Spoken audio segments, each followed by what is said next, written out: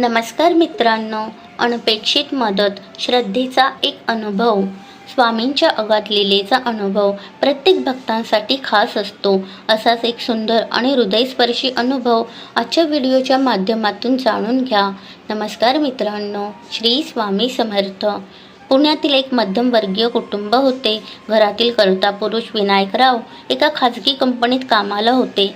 परिस्थिती बेताचीच होती, पण स्वामींवर त्यांची अढळ श्रद्धा होती. त्यांच्या मुलीचे म्हणजे ईश्वरीचे इंजिनिअरिंगच्या शेवटच्या वर्षाचे ॲडमिशन घ्यायचे होते आणि फी भरण्यासाठी मोठी रक्कम हवी होती. विनायकरावांनी खूप प्रयत्न केले, पण काही केल्या पैशांची जुळवाजुळव होत नव्हती. शेवटचा दिवस जवळ आला होता.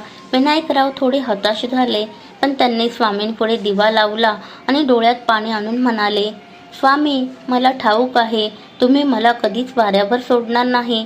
आता जे काही कराल ते तुम्हीच कराल. दुसऱ्या दिवशी सकाळी विनायकराव बँकेत गेले. जर काही जुनी मुदत ठेव एफडी मोडता आली तर पाहावे या विचाराने. तिथे गेल्यावर त्यांना कळले की त्यांच्या एका जुन्या खात्यात जे ते जवळजवळ विसरूनच गेले होते, काही वर्षांपूर्वीचे शेअर्सचे पैसे जमा झाले होते, ज्याची किंमत आता बरोबर मुलीच्या फी इतकी झाली होती. विनायकराव आनंदाने भारावून गेले, पण खरा अनुभव तर पुढे होता.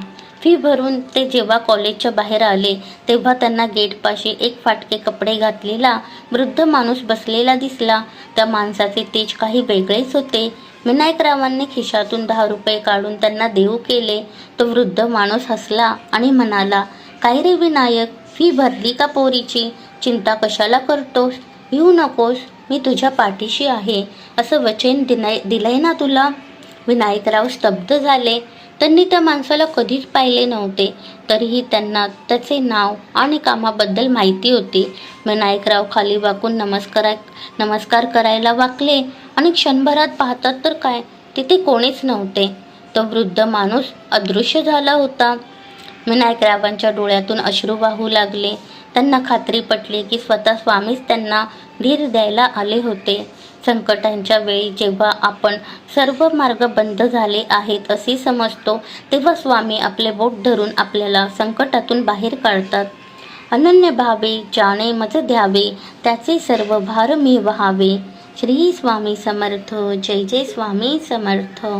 धन्यवाद.